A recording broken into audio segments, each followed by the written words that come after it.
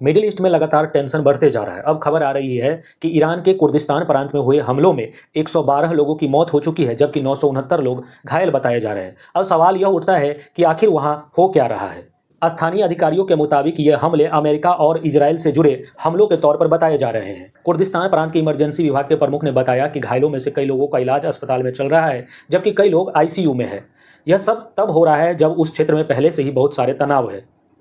अब यहाँ एक और सवाल उठता है कि आखिर कुर्द कौन है।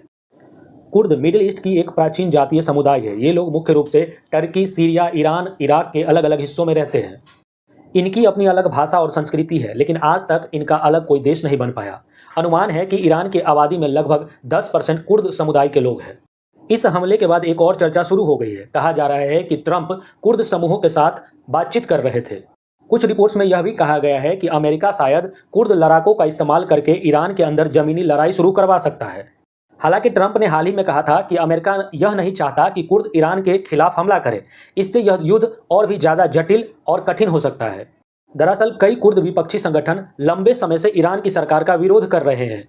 इनमें से कई समूह इराक के उत्तरी हिस्से और ईरान इराक के सीमा पर अपने ठिकाने बनाए हुए हैं। कहा जाता है कि इन समूहों के पास हजारों लड़ाके मौजूद हैं। पिछले हफ्ते ईरान की सेना ने भी इन कुर्द समूहों के खिलाफ इराक के अंदर ऑपरेशन चलाया था।